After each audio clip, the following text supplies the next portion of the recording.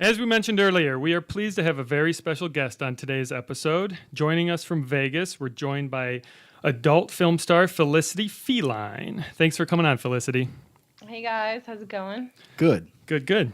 So last month, we had the AVN Expo and Awards show.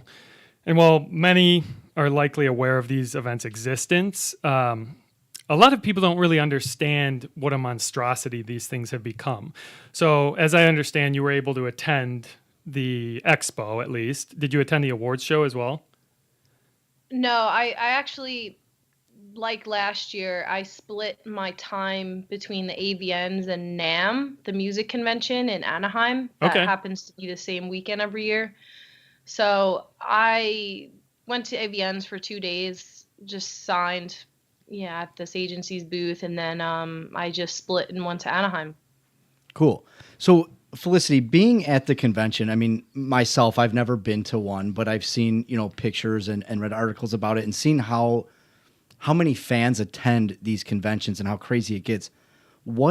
Is there anything specific that comes to mind with like your craziest fan interaction, whether it be at a convention or on Twitter, social media? What is something that is just crazy? You've got to run into the nutsos, right? Yeah, some interesting characters. For sure. I mean, basically, I try to best describe it as this. I mean, when people become fans of porn stars or adult entertainers, there's this aspect where people don't separate fantasy from reality. So when they meet you in person, it's sort of this mind trip to them because they've spent so much time watching you on the internet and jerking off to you and or just masturbating. I mean, there's women obviously too that watch porn, but for the most part, I haven't had any negative experiences. I mean, I've had borderline people come up to you where they're, it's like, okay, like you can only answer so many questions before it starts to get a little bit annoying. But most of the fans that I've interacted with at conventions or in public or whatever, they've been pretty respectful and nice. I mean, there's been a few times where they think, when you take a photo with them, it's okay to grab your ass, you know, even though I didn't invite that guest in there. But other than that, I mean, I haven't had any too weird of situations. I've had more weird situations over the internet with some people that are just very strange and become borderline obsessive and really inappropriate and make you uncomfortable. And I've had some stalker issues in the past, which I'm not even going to get into, but it's just, it does get a little bit scary sometimes, I guess, but I would say more over the internet than anything. That being said, I work a lot of other expos and conventions outside of the adult industry, and there's been a few times where I've had fans come up to me in situations that are not adult oriented at all. To be specific, I studied nutrition growing up and in school. So I'm really into fitness and health and nutrition. And I was working LA Fitness Expo recently, and a fan, or rather I saw this guy just kind of staring at me and like pointed at me and then like went on his phone. And I didn't really think anything of it because hell, I mean, when I'm at these events, I promote that I'm there. So of course, you'll have people come up to you. I mean, obviously I'm going to expect that, but he came up to me and he's just like, and I just said, yeah, how's it going? I was just really shell shocked. And then he's just like, I love your porn. I love it. And just kind of like looked at me and I was like, cool. I'm guessing he was pitching a tent too. Who knows? It was just, and I was at a CBD, I was selling CBD products, and he just, that was kind of strange because it was just so out of element, I guess. But, I don't really handle it. I don't look at it as weird or I just kind of go with the flow. I mean, and I appreciate anyone recognizing me and coming up to me. So it's just, you got to appreciate that they even have the balls to say something, because some people just stare at you and they don't say anything at all. Is it more like comfortable for you or more weird that maybe like the fans feel like they know you even though they don't, just because they probably have seen your work? Like, is that something that makes it more comfortable interacting with the fans, or is it kind of just, is it weird on your end to get that feeling when you're talking to somebody? So Depends on the stare in their eyes, I guess. yeah, that. But I mean, I kind of look at this. I stay humble no matter what. That's always my mentality because at the end of the day, I'm just a person.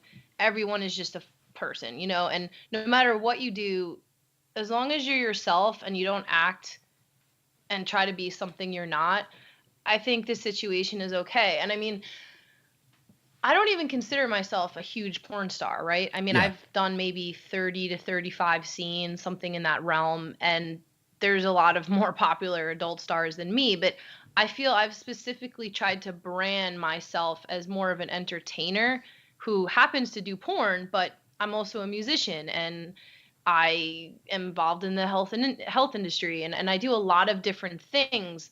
So I feel when people come up to me, I'm excited when they not just talk about my porn, but they talk about other stuff and they just genuinely like me as a person. I mean, I think that's the biggest compliment, right? Because hell, yeah, I've done porn. You can go on Pornhub, you can Google me, everything will come up. You know, you can see me get fucked on the internet. Sensible That's Nation, Google her. yeah, you know, I mean, there's no doubt that you can see me doing some pretty crazy stuff sexually, but I feel like I said, the greatest compliment is when someone comes up to me and they're like, "Oh, you know, I follow you on social media. You're a cool person. You know, I love your adventures." I get more happy when they say that. When it's not just about the work. Yeah, exactly. Because at the end of the day, like porn stars are people and they have normal lives offset. We Of just course. happen to have sex for money Yeah. and film it and people can watch it.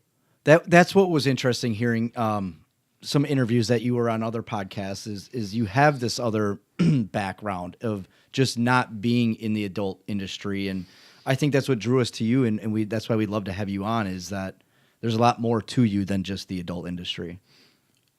So Yeah, the thanks. I appreciate that. no doubt. The expo aside, have you ever been to the awards show?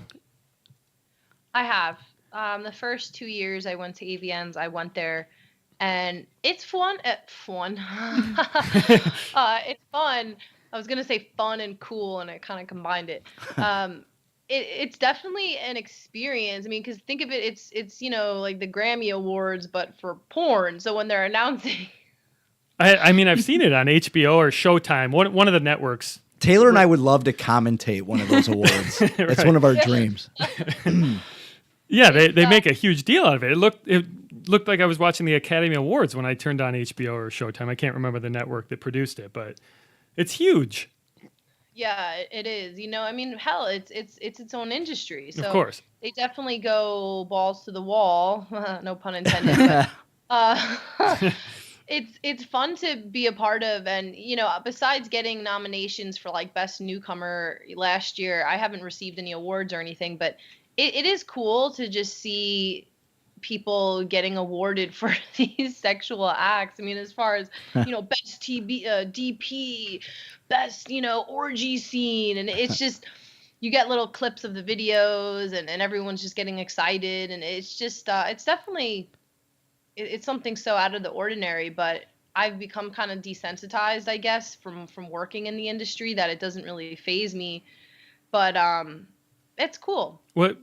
What's even crazier to me is that we heard that they have an actual Hall of Fame. Have you heard this? To be honest, I'm not too familiar with that concept, but I mean, I guess once after years of doing the AVNs, they probably just took the nominees and the award winners and placed them into a different category. I mean, that's not what I heard. I heard the voting was more strict than the NFL Hall of Fame. Oh, really? No, they do. I'm just curious as to if they do like one of those bronze busts like they do in Sports Hall of Fame. Or like a green jacket you could put, down the road, Felicity, you could wear like a green Hall of Fame jacket. Or a ring, a big ring. I wouldn't be surprised, honestly. I mean, they're always kind of pushing their limits, I guess, and that's just that's funny. I didn't even really realize it was that intense. I mean, in a way, I kind of keep my distance a little bit from some of the adult industry stuff because for me, it's always just been a job. at the end of the day. And don't get me wrong, I like what I've done. I like what I do. I'm completely comfortable with the fact that I've done porn. I don't regret anything, but it's just it's just, it's not my life. It's just a part of what I do. And Yeah. so it's kind of funny how, I guess, because it's a little bit taboo, people just think it's such a big deal, or they make such a big deal out of it. And when they talk to you, and it's just like, yeah, it's not too crazy. I mean, there's millions of people that do it, and yeah, like, I'm I naked on the internet. Oh well. well, I think your industry helped create the internet, I think. So, I mean, there's just millions of people doing it. And what I wanted you to shed light on, Felicity, is that, for all these people that watch porn, they can see anything basically that they want to see. Obviously, you don't have to tell you that. But what do you think, as far as AVN Awards, the Female Performer of the Year, and to my understanding, that's probably one of the top-notch awards. What goes into that award? Like, what do you need to do to, first of all, be nominated and then even win that award? Well, for starters, it's really competitive, especially the female, because the male performers, don't get me wrong, being a male performer is equally as difficult, because you have to, how do I word this? I mean, there's more pressure on you to deliver. I mean, you're doing the cum shot, you're doing that. I mean, you're the male aspect of the scene. So there's a lot of pressure that lies on the male performers. But for the female performers, I feel like during scenes, it's more about them in most porn. You know what I mean? There's Yeah. more of the focus is on the female. So it's like you're getting judged for everything about you. I mean, your boobs, your ass. What is your pussy like? Are you shaved? Do you have a bush? Do you have tattoos? Are you natural? Are you fake? Like, it's just, there's so many different things. So developing like your own look is important in its own, like how you kind of want to be seen Yeah. within the porn. But then also, I think it's just pushing the limits. I mean, over the years, and I have done porn for that long. I mean, what, 4 years about? But even just how, since I've been in it, it's been baffling how girls just continue to push the envelope as hard as they can. Like, oh, you're doing a DP scene? Oh, how Yeah. about a DP double anal scene, or double vag? Like, it's Just just trying to girls top it. constantly want to go to the extreme to kind of prove, like, oh, they can handle this. And I mean, all the power to you. If you're comfortable enough and know your body and you can handle that, go for it. But I feel a lot of the female performers, like, they're doing it just to kind of make a point. And what is the point? I mean, are you doing it because you like it, or you're doing it just because of shock value? Felicity, And what's your preference? Like, shaved or full out bush? I know the bush is coming back. well, as far as for other people, I mean, it's like to each his own. I don't give a shit. I mean, people pull off the bush. It looks great on some people, but personally, I get laser, so I can't even grow hair down there. And I got that because I couldn't deal with shaving. I It prefer the was comb over. yeah, that too. It's a great deal. But yeah, I'm part Italian, and I have dark hair, Yeah. and that was one issue for me. It was really difficult, actually, with porn. People don't realize when there's a 4K camera up in your fucking Yeah. crotch, you can see everything, and No it's doubt. really intimidating. Like, makes you very self-conscious, especially under those bright lights, and Every you nook and see cranny. everything, every fucking pore. And you really have to have a thick skin in order to not let that shit bother you. But for me, I remember, I would try everything. Like, I would exfoliate, I'd put witch hazel, I would shave, and I'd get the best razors, and I would still have like little red bumps, or just it didn't look as smooth as I thought it would be, and I couldn't deal with it anymore. So I just Yeah. got laser, invested in it. It was like, what, $50 a month or something to get it done, and I just, best Well worth decision. the investment. Oh, so good, because there's no anxiety. Like, I don't even have to shave down there. I just trim it, and maybe occasionally shave a little bit in some areas, but I don't think about it anymore. Whereas if I had a big shoot in the past, I would be like, oh God, like, I gotta shave, I gotta do this, and it's nerve-wracking. So anyways, I don't know how we really got into this. That's what happens on I our think show. female performer of the year, but you're doing great. Yeah, but that's just another part of it. Like there's a lot, I guess, that goes into it, but I feel like a lot of women, they're just constantly pushing their own comfort zones and pushing the envelope in general just to kind of get that shock value and make people want more. It's Right. almost an addiction, like girls just don't know when to stop, or Well, like they with regards to the shock value, are there scenes that have been presented to you that you've ever turned down oh yeah. all I the mean, time? yeah, Yeah. a lot, actually, believe it or not. I mean, for starters, I'm not saying like I've done some pretty rough scenes. Sure. I've done some pretty even questionable scenes as far as degrading, a little bit abusive, rough, and I've definitely pushed my own comfort zone I'll have to in a check lot those of out. ways. But at the same time, I've learned a lot about myself in the process. So I'm kind of grateful that I was able to experience those things in a safe environment. I could say stop when I wanted to stop, but a lot of it was just self experimentation, and I wanted to get to know myself sexually. And I really understood after shooting certain scenes what I liked and what I didn't. And for instance, I'm actually very vanilla. At the end of the day, like I don't really like kink. I don't really like fetish stuff. I'm Yeah. very simple. I like to enjoy someone else's body and be sensual and kiss and be relatively, I guess you could say, normal in the bedroom. But I know what the other things are like. And I just know, okay, they're not really for me. Like I can perform it and do it, but it's not really what I'm into, but you just got to be a chameleon.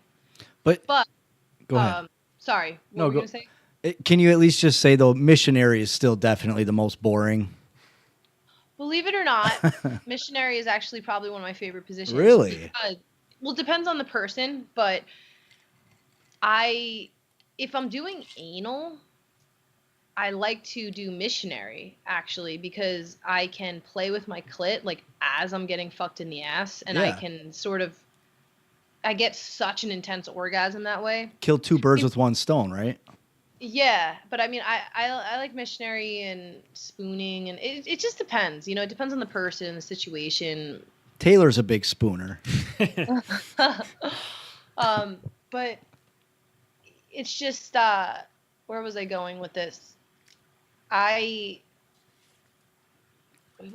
sorry, what were we talking about this before? We were talking about like how you like turned down. There were scenes before that you've turned down. You've been, you kind of experience yourself what you like, but really, you were talking about vanilla. You talked about. Right. So with certain scenes, I've definitely said no to a lot of scenes because, for instance, like I've done one DP. Yeah. Ever, and that was with one of my friends, Chris Stroke. So I was comfortable with him, and we've shot other things before. But I didn't like it. It was too much for my body. And even my butthole was extremely sensitive after and was like bleeding a little bit, not to get too detailed. But it was too much on my body. It was overstimulating. And that was one important, I guess you could say, lesson I learned with shooting. Like I didn't overdo it. We were pretty gentle the whole time, but I realized it wasn't for me. And so I've continuously turned down DP scenes, even though they pay more and they get more, I guess, of a reaction from people. I realize it's not worth it because I know my body. I'm not putting my body under that stress again. The same thing with gangbangs. I won't do it. I'll never do an orgy scene again because I've done 2 of those and I am not into group sex at all. I just can't get into it in both private life and on camera. It's just not my thing. And I don't do well. I don't perform well. I can't concentrate with that many people. Like I'm much better with just 1 or 2 people. So those are examples, and then I won't do really any more degrading stuff. I've done enough of that and some fetish stuff too that I'm just over it. It's just not what I'm into. Would you say that time that you did try the DP, that was probably like one of the craziest scenes you've done, in your opinion? I'd say it was the most intense on my body. But as far as, I've done some really weird scenes that are like just bizarre to watch. And I think those are more shocking Yeah. than like the DP, because the DP was shot relatively normal. Right, right. It's just like three people trying to have sex. So, I mean, we're like in a living room, So it wasn't really like over the top or really gross or messy or romantic. It was just kind of like a basic scene. But it was just very new. It was a new sensation for my body because, like, don't get me wrong, I've done toys like DP, like putting a dildo and something and a butt plug in my butt at the same time. But that's like, you have more control over what's going on. And the DP was just like two dicks fucking me at once. And I was like, oh no, like, What is going on? yeah. So Kind of speaking of like control, you do webcamming too, right? yeah. I love webcamming. Do you prefer doing webcamming, having kind of like your own control and freedom to do whatever you want, or do you like both aspects of doing an actual scene or doing your own thing, or what's the difference between that? Oh yeah, awesome question, because I do like to differentiate. Did I say that right? I can never say that word. Differentiate. That's a toughie. Differentiate. I mean, shooting porn I don't mind doing that. I haven't been doing it as much, I guess, because webcamming, it's nicer in a way because, yeah, you have more control. You get to interact with people in a more like personal level, and you get to kind of pick and choose what you want to do. And I can log on any time of the day on my own time and work from home and make money, make a living like off of webcam. Mm-hmm. So like, that aspect is great. I'm going to Whereas try that. yeah, I mean, and it's like anyone can really do it. And the more of a following you have and the more loyal to your fan base you become, like, it's just so good at accumulating money. And, but compared to porn is different because, it's a more social thing. You are on set, you have to interact with people. But for me, like, the difficult part is essentially like you're having sex with a stranger. I mean, most of the time, unless you know the person already, but it's just, it kind of has made me a little bit desensitized sexually because, sex becomes a job and there's no intimacy when you're shooting porn. Are you single right now, Felicity? Yeah. I mean, like, I'm kind of just doing my thing. You could say it's complicated, like the old Facebook status. No. Oh, fuck Facebook. It's just, I don't know. It's kind of hard to answer that question, I guess. I'm just doing my thing, I don't really know. No comment, I guess. Yeah. But I hear you. With shooting porn, it's just, it puts more stress on your body. Like, you have to go get tested, and granted, performers, you have to pay out of pocket to get tested, and They don't cover any of that. no The studios. and it's No. Oh, I didn't know that. it's like $200 every time you get tested. So Wow. if you get tested every 14 days, which would be like twice a month, that's like $400. That's a car payment. Right. Yeah, and I mean, not that it's like, that's just a part of the career, whatever. Yeah. It's just something you got to do, but it's just, there's like aspects like that kind of get annoying, and you have to deal with your agent or if you don't have an agent, and it's just sometimes you do things on camera that you're not like necessarily crazy about, or you might not really like working with the performer, or there's just no real chemistry, but you have to fake it. Like, you have to make it seem like there is, even if you're not into them. And I'd say, like, I mean, don't get me wrong. Like, there's been plenty of times where I feel that my co-stars are, of course, attractive, but it's just, for me to have great sex, I like to feel actually connected to someone. Yeah. And, call me cliche or romantic, but like, I like to form a bond with someone and connect with them, like, on an emotional level. And I find that's when the sex becomes even better. So it's just sometimes strange to have sex with people that you don't have that connection with on camera, but you have to pretend like you do and make it seem that way. Makes sense. Makes sense. Yeah. I mean, I think it's kind of part of the reason we have you on. A lot of, I would say, the general public and fans of porn in the industry don't really, I mean, circling back really to your expo conversation where we talked about fans that come up and they have this fantasy world and view you in that aspect and don't really think about what goes behind the work and the testing and all that and what it is to really become a porn star. So Yeah. it's interesting. I mean, I'd say honestly, the most difficult part is just dealing with the aftermath. It's not okay, like, you know, having sex on camera, that part, it can be a little hard at points, but you get used to it. You know, you kind of get used to just being filmed and doing all that, and if you're comfortable with yourself, it really isn't an issue.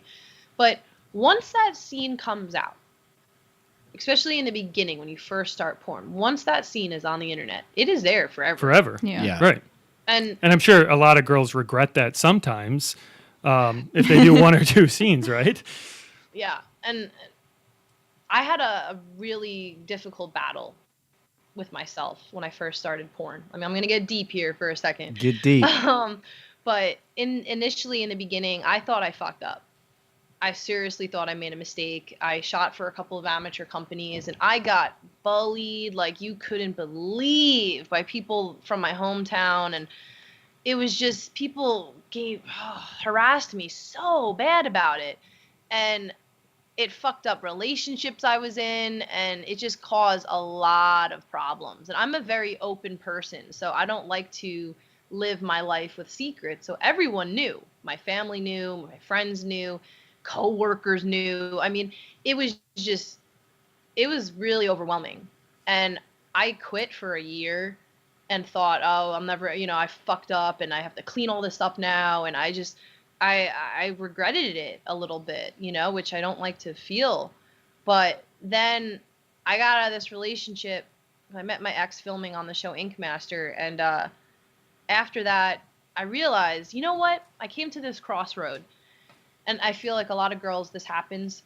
It was sort of either I can embrace this Yep. and move forward and make something of myself and use this to my advantage, or I can pretend like I never did it and keep denying it and, you know, just basically try to live under the rock and be low key. And I'm not going to fucking do that.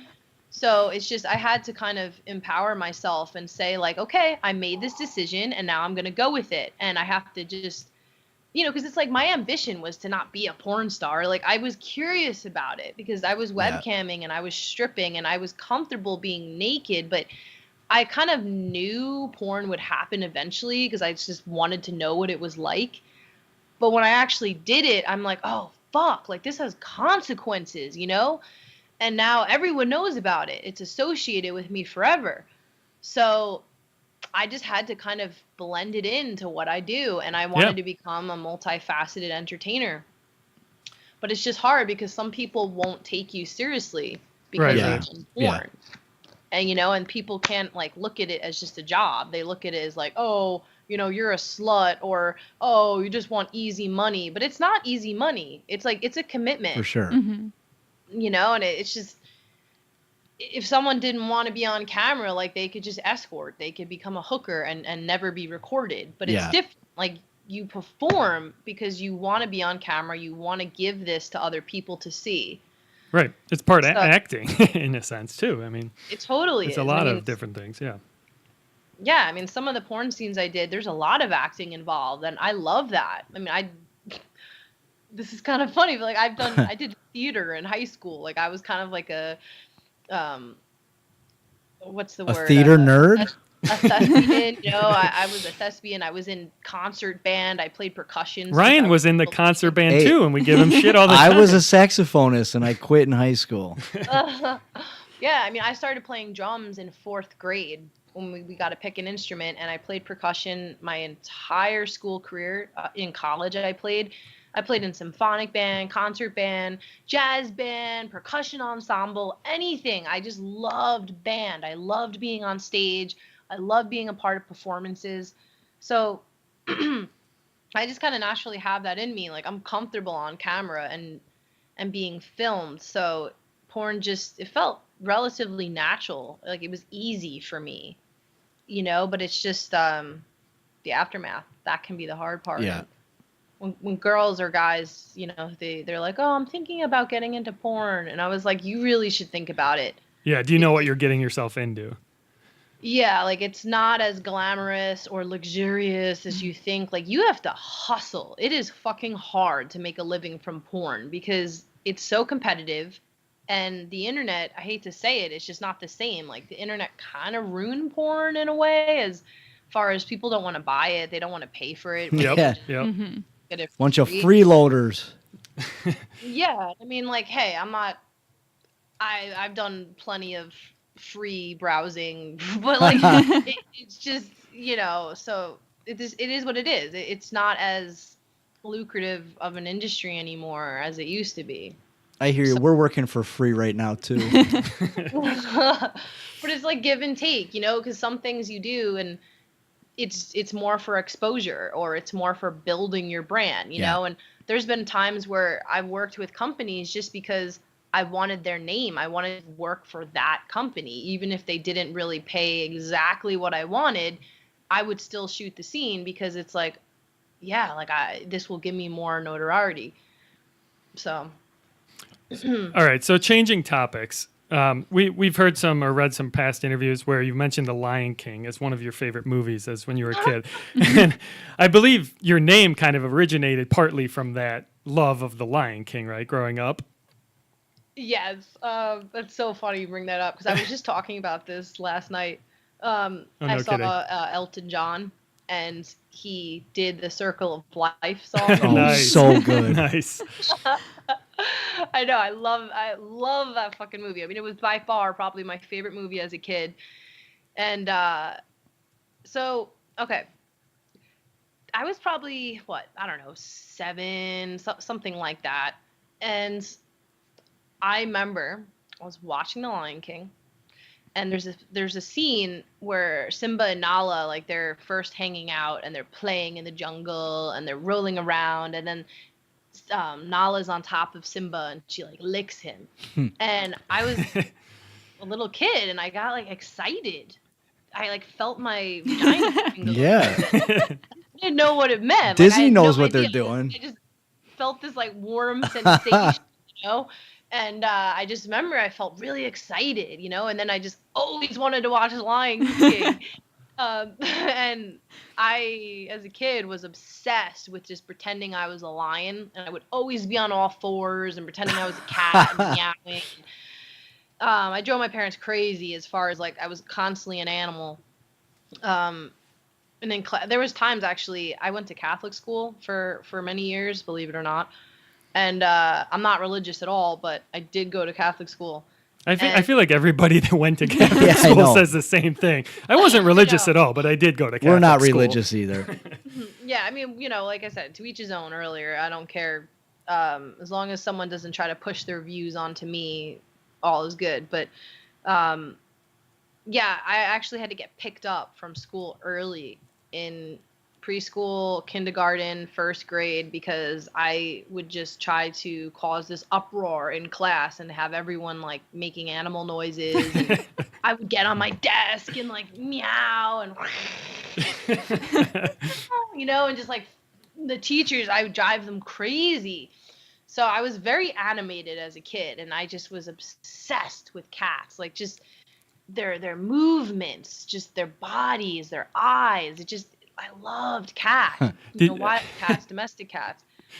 You know what that reminds me of? Did you ever see Ripley's Believe It or Not, the Cat Man? Oh, the fucking cat man. Oh, yeah. The guy was, I mean, we're talking to another level, but this dude got had like fangs. whiskers implanted and lived in the wilderness. Just fucking insane. I know, that is. So maybe not to that extent, but along those lines. I just appreciate them. And so I don't know why, but sexually, like I always kind of felt cat-like in a way, and it just kind of happened. I remember for my second amateur video, when I actually had to like pick a name for myself, I picked Felicity, and I didn't pick the feline part yet. And then, after that video did really well. It was popular, and that kind of like got my name out there a little bit. And so then I realized, okay, I gotta pick a second part to this. And so I wanted something that sounded a little animated, not that sexy. Like I didn't want like Felicity Snow, or like I wanted something like just memorable that people would look at almost like a character, not so much just a person. So I went with that, and I like Cool. the FF, the alliteration too. Yeah, so. that always helps. Yeah. There's a live action film of the movie coming out. Did you know that? What, of Lion King? Yeah. Yep. I think it comes Oh, out no, I this didn't. year or next year, doesn't it? Yeah, I don't know if you saw they made recently the Jungle Book live action, but Yeah. the same guy, Jon Favreau, is doing the Lion King with like Seth Rogen and Oh, is it Rogan's who's in the it? famous African American who voiced he's the only one that's coming back. He was in Sandlot. He played Darth Vader's voice. Field of Dreams. What's his name? Why am I blanking on his name? Whoever that guy Yeah. whoever that guy is, he's coming back. but James Earl Jones, right? James Yeah, Earl yeah. Jones, but they're doing a live action Lion King. Oh, that'd be awesome. I'm Yeah. excited for that. There you go. You You, know have what I'll something to be look doing? forward to. Yeah. I'll be in the back like, Making cat calls. You should Yeah. try out. You should go on and play a part. oh God, that'd be fun. So, Felicity, before we end this this interview, I got a comment and two more questions for you. So, Sure. the first being, I just wanted to tell you, as this comes full circle, why I'm so glad to have you on the Sensible People podcast is a couple months ago in one of our previous episodes, I forget exactly what segment we were discussing, but Taylor was trying to describe to Amber and I what an upside down blowjob was. And we couldn't understand. did not get he it. mean someone's on their hand doing a handstand, whatever? We didn't get a good description from Taylor. So after the episode, Taylor messaged me an upside down blowjob that he found on Twitter. And so I looked at it, laughed my ass off, and and come to it about a week ago, I realized I went back to my messages and I texted Taylor. I was like, Taylor, holy shit. You're not I don't believe this. What it was a clip of you. So before we even reached out, just randomly, he found that, and now we're sitting here interviewing you. So it comes full circle. That's funny. Yeah, I was laughing my ass off. So Yeah, I probably know which one it was. Maybe even. I think you were in purple clothing or lingerie. That was honestly one of my. You're best doing a scenes. back bend. Yeah, because I'm really flexible and I did gymnastics and I do a lot of yoga and shit, and I like to incorporate my flexibility into scenes when I can. So that scene was actually called fucking flexible. I got to showcase my flexibilities. So I recall that very specifically. I can't even sit So- Indian style. So now on Fridays, when we post about Follow Fridays, we're going to do another FF that's called fucking flexible. Right. That's funny. So my other question, Felicity, I want you to completely disappoint. We like to call our fan base the Sensible Nation. I like to call them sensible fuckers. But let's disappoint them, and you give us your opinion on what is the average size male penis.